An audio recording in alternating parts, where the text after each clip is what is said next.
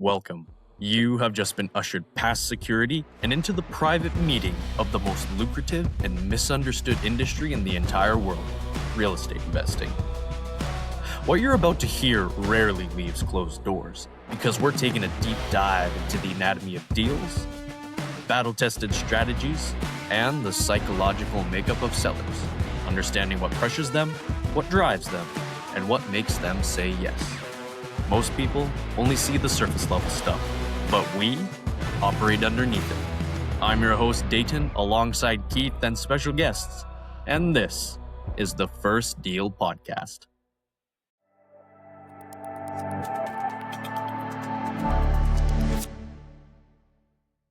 How do you actually analyze a deal in under 10 minutes? Walk me through your exact process. Super easy. Super freaking easy. It's like the easiest thing you've ever done, actually. There's 3 steps. It's so easy, a child can do it. And I mean that literally. One of my clients is 17 years old. Step 1 is ARV. So there's a great book. It's written by Stephen Covey, I think. It's called 7 Habits of Highly Effective People. And fact check me on that. I get Stephen Covey mixed up with Alexa. Who wrote 7 Habits of Highly Effective People? 7 Habits of Highly Effective Yep, it was Stephen People. Covey. Powerful Lessons in Personal Change was written by Stephen R. Covey. And All right, published good. in Alexa, stop. 1989. So one of those habits is begin with the end in mind. And we need to do this. We need to exercise this in everything that we do, especially in business. Begin with the end in mind, meaning be intentional on where we're going. Picture, envision, visualize what we need. Well, you and me as investors, what's the end that we have in mind when we're flipping a house? I need to know what I can sell that house for.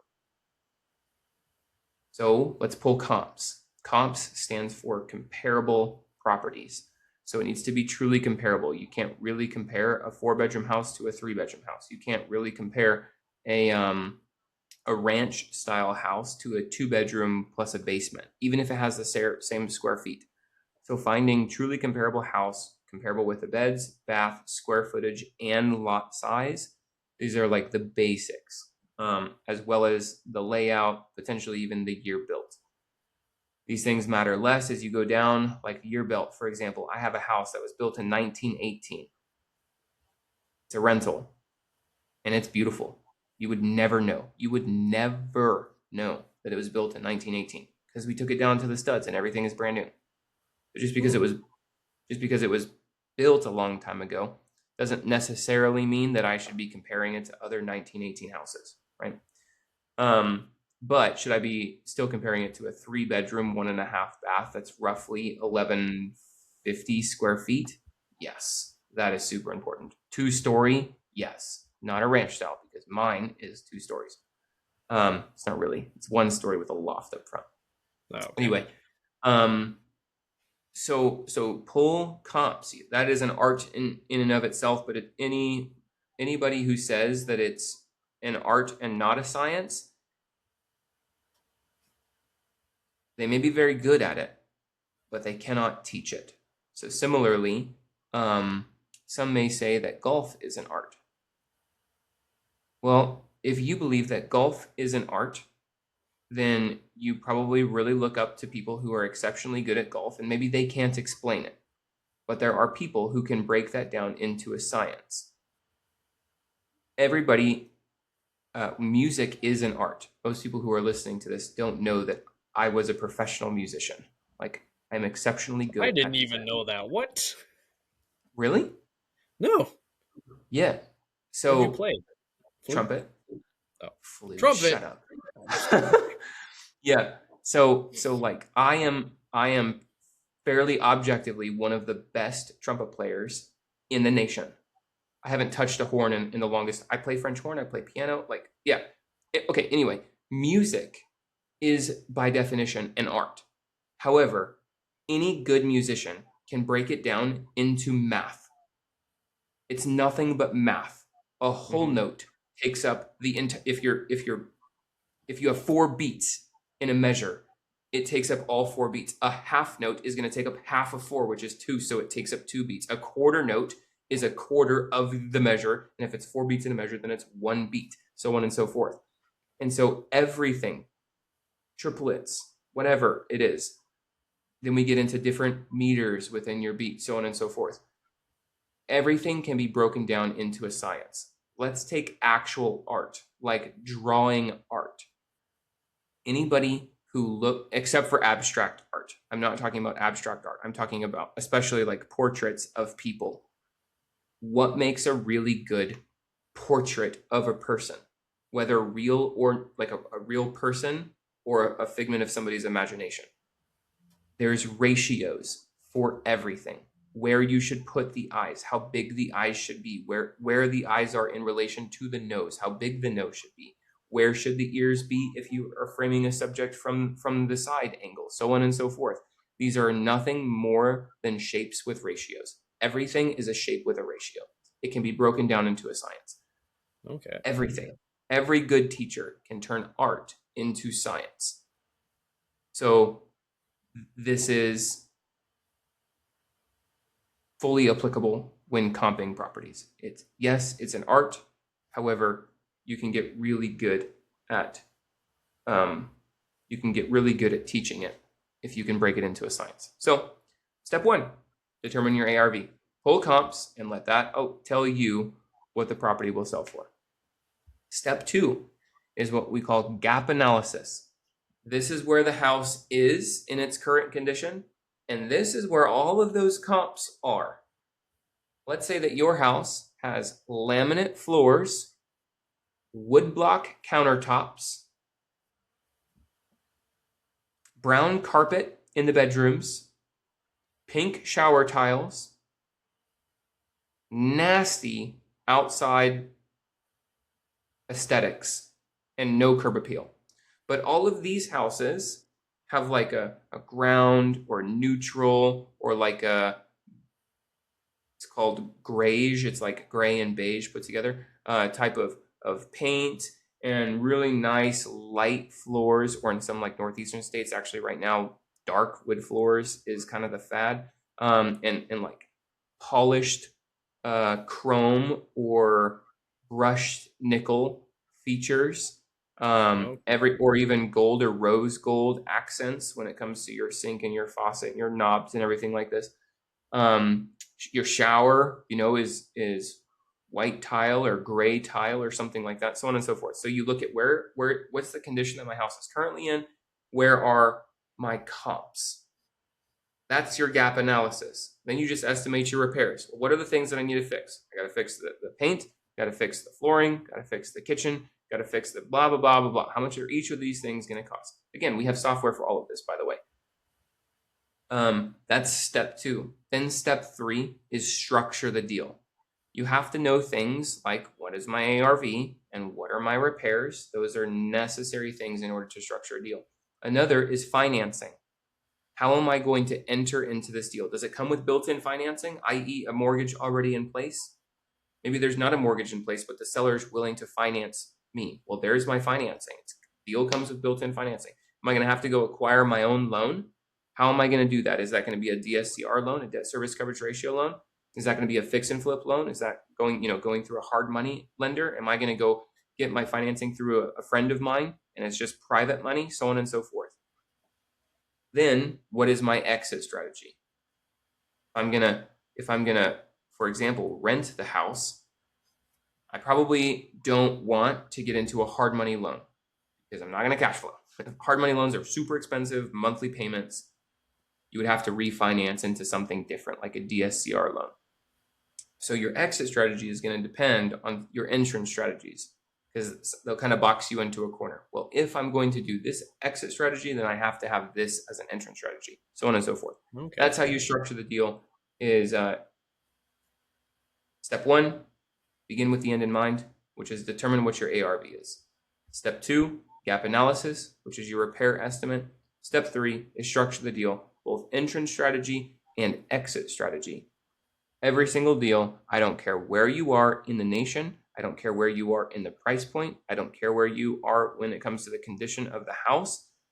None of these things matter. You analyze every single house the same exact way. I call this my Mickey D's method. Mickey D's, what literally even up in Canada, if you went to Mickey D's right now and you ordered a Big Mac, and I went up the street to McDonald's and I ordered a Big Mac, and we came and held our Big Macs, they're going to be the same size. They're going to look the same. They're going to smell the same. They're going to taste the same because it's the same ingredients and it's the same exact process. Our business needs to have a Mickey D's method built inside everything that we do. Not only how we analyze deals, i.e. ARV, repairs, deal structure, those fundamental 3 steps. Not only that is the Mickey D's method, but how we pull our comps, Mickey D's method. How we estimate repairs, Mickey D's method. How we structure the entrance strategy and the exit strategy, Mickey D's method. Everything needs to be the same. No matter what, no matter where we are, we need to take the emotions out and put the systems in. When you have systems in place, you start making data-driven decisions rather than emotional-based decisions. And you eliminate this crazy, terrible roller coaster ride you put yourself on because you are the variable. Have you ever heard the disclaimer, results may vary? Yes. Well, All the you time. know why they have to disclose that your results may vary? Because here's the scientific method.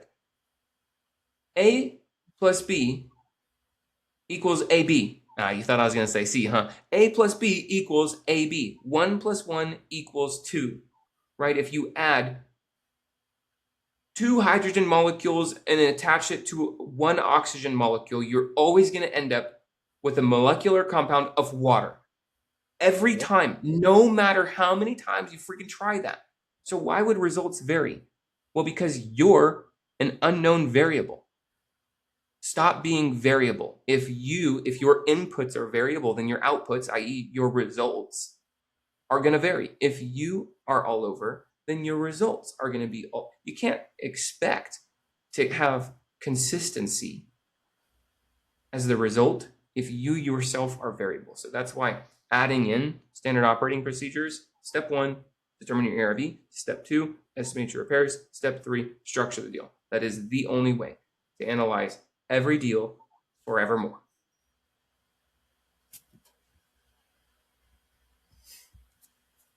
Nice. That was an awesome Easy. answer. Easy peasy, lemon squeezy. So my next question comes in the form of another versus question. What is your take on short-term rentals versus long-term rentals right now? And where are investors actually making money? Cool. So everything is cyclical. Right now, the market cycle for STRs is down. We had a really big hit in 2020 into 2021 where it was down. And that was because of COVID. As people got out of COVID, it went rampant. I mean, it was amazing. It was also amazing prior to COVID. 2019 into 2020 was probably the best time I had ever personally seen it. I had a short-term rental business that I sold, matter of fact, in Hawaii. And right now we're on the downswing, unfortunately. I'm a big fan of short-term rentals because they cash flow really good, like substantially. I also owned, you may, I don't think that you know this, I actually owned a car rental agency as well and sold that as well. So car rental agency and short-term rentals for houses, there's a lot of overlaps. And so when I got good at this, I got really, really good at this as well. And so I'm a big fan of short-term rentals. Unfortunately, they're not doing as good as they have been in the past. It's incredibly important to choose your market appropriately. It's so, so important. There's really 2 things that I can think of. Number 1 is laws and regulations, and the second is geographical location. So let's talk about both of these things. Your short-term rental, and we'll go in reverse order. Geographical location is first because it's easiest. Don't go somewhere dumb. Like, look at the populace of the metropolitan that you're in and look at the visitor count and do a ratio of those 2 numbers. The higher the visitor count, i.e. tourism, is in comparison to the population, the better. For example, I live near Orlando, Florida. Orlando, Florida it's not a huge metro. It's actually a really small metro in comparison to some of the main metropolitans in the United States. Like, we don't hold anything to San Diego. We don't hold anything to New York City. We're tiny, but the amount of tourism that Orlando, Florida brings is massive in comparison to San Diego and New York. So look at that ratio. That is the freaking that is the most easy and obvious 5-minute search you're ever going to do. Then we get into the much harder due diligence phase, which is, what are the current restrictions on short-term rentals, who's in office, and how do they vote? I personally got wrecked on this in Hawaii because it was really, really big. It was huge on Oahu. Why? Because tourism is massive. Again, population of Hawaii is very small. It's a tiny little island. You can get from one side to the other in 30 minutes. And tourism in the military is really what funds that entire ecosystem.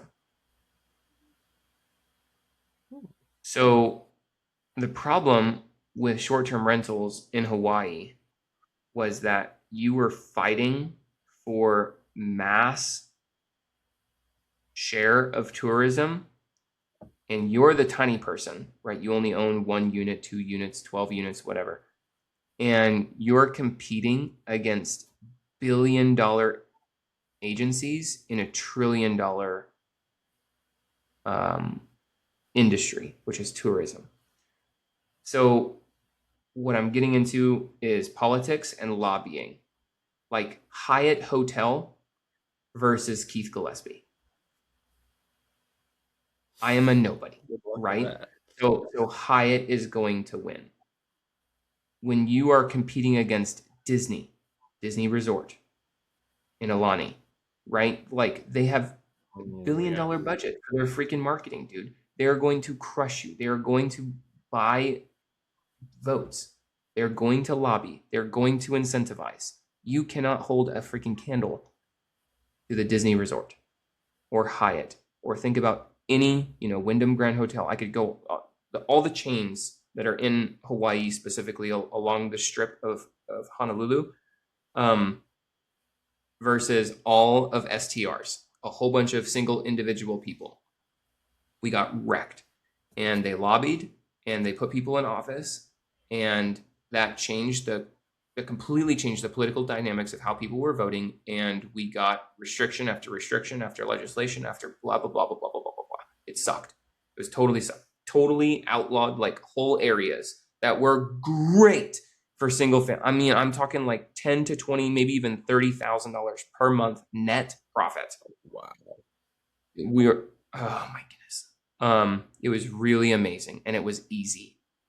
It was easy. When you have that much funding, when you have that much money coming in, you can buy whatever you want. Like, I don't even care that somebody ruined a table and that somebody stole my mattress or broke the painting or all the towels were gone, or, I don't know, sold my surfboard. Totally did not matter. Like, we'll just replace it. Don't worry about it. But the moment that got outlawed, and everybody who was doing single families no longer could put it on, the big obvious places like Airbnb or VRBO, and now you're limited to, like, secretly doing it on Facebook Marketplace and Craigslist and Backpage and, like, these weird websites that are super shady to begin with. Dude, it just ruined it. So I say that as a personal, I think the word is antidote, like a story, where I was negatively impacted and a lot of my friends were negatively impacted, to say, you have to, even if you're in a great area, right? Because everybody would say geographically, I chose the freaking sweet spot on Oahu. Yeah. Unfortunately, because of the laws and legislation and who is voted into power and the policies that they created, was very much in favor of the big companies, the big guys, Wyndham Hotel and Hyatt and agencies like Disney. So we got squeezed out. Unfortunately, you have to know both of those things. Big single family rental advocate, fan, cyclically, like where we are in the market cycle, it's a bad time to get in. You have to make sure. Oh, and then lastly, I'll put this as like the third thing. Whoever you have manage your rental will make or break you. If it's a single person or if it's a company, I don't care. That person will make or break your business. You can have the best house or the best condo in the best area with the best legislation, but your property management company that handles all the bookings and the cleanings and everything like that single-handedly can tank you or help you rise to the top to be like an all-star rental on the biggest platforms like VRBO or Airbnb. Mm-hmm. That fully answer your question? It did, yes, thank you. Cool. Last question for this episode. You've done fix and flip deals, so what's the real math that most people underestimate when they run the numbers? Well, it's an easy answer. It's the repairs. They always underestimate the repairs, especially with good fix and flips, because the reason is you want the house not only to sell for the price, but time is money, and the velocity of the deal is more important than the profitability of it. Meaning, if I'll take $20,000 now rather than $30,000 in 6 months. Okay. So even though I'm profiting less, substantially less, 50% less, I would rather take $20,000 now than $30,000 in 6 months. And proportionally, this is true no matter what the number is. Mm-hmm. So this is the time value of money. Like this is literally what financial calculators are based on, which is present value versus future value. There's opportunity cost of not taking the money now and waiting for a larger return later on. So when you're flipping houses, it's super important that you estimate your repairs accurately and you hedge against reasonable worst case scenario on your houses. Make sure that you always have a contingency, even if you're in person, even if you've been doing it a lot. A lot of people have 10% as a contingency, and I don't think that's enough. I usually bake in 15, if not even 20%. Most of my houses are out of state. I'm managing them 100% virtually. Literally, I'm not even the one managing it. A virtual assistant in the Philippines is managing a flip that's going on in Texas or Alabama or Louisiana or New York. So it's double virtual. Not only is the house virtual, but the person who's managing it is in a different country, in a different time zone. Literally, it's night and day different. So I usually put a 20% contingency on top of my renovation. So for example, if it's a $20,000 renovation, there's a $4,000 buffer because $4,000 is 20%, at least I think it is 20% of $20,000. This is easily the thing that I see underestimated. And then the second thing, it's really a pretty close second, is the time that it's going to take you. A lot of people think that they can just sell their flip and they're in and out in 60 days or 90 days. The fact of the matter is you're freaking stuck in 2021. Like days on market is not that short anymore. Yes, it was in 2021. And yes, it was in 2022. It is no longer. There are a couple of hot spots, like literally single digits or low teens that are super fast, but you still have to do the entire renovation. I budget $1,000 per day. So if it's a $30,000 renovation, it's probably going to take me about 30 days to complete that. Okay. And some people go a little bit faster than that. Yes. Are some people a little bit slower than that? Yes. That's kind of a middle of the road. What you should budget is $1,000 a day. So, you're not done once you finish the house. Now you have to stage the house. You have to list the house. That usually takes a week or close to it. Then once the house is listed, now it's going to sit whatever average days on market is. Some areas it's only 55 days right now. A lot of places we're kind of getting close to the 100 mark. In some areas it's terrible, and the average days on market is almost 6 months that houses will sit before they go under contract. Then once you go under contract, if it's a Fannie Freddie product, you're looking at a 45-day close. And sometimes they still can't get their crap together, and there's things that create bottlenecks and push you to 60-day close. So you have the time for renovation, you have the days on market, and then you have the closing. So if you factor in like, hey, this is going to be 45 days, this is going to be 55 days, now we're at 100 days, and it's a $50,000 renovation. So that's 50 days. We have 100 days plus 50 days. That's 150 days. 150 days is roughly 4 months. Cool. So I'm just going to round up to 4 months. That's how long it's going to take. So time kills all deals, and people underestimate the time almost as much as they underestimate the repairs.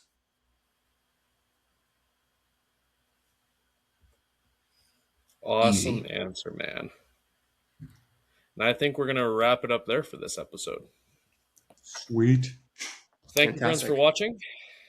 Keith, any final words? Good, man. Thanks for having me. Awesome. We'll see you all in the next episode, everyone. That's a wrap on this episode of the First Deal podcast. If you haven't already, hit subscribe on whatever platform you're listening to us on so you never miss an episode. We drop new content regularly, and every single one is built to move the needle forward for you. In fact, you can usually find that content right here. That's all for now. We'll see you on the next one, my friends.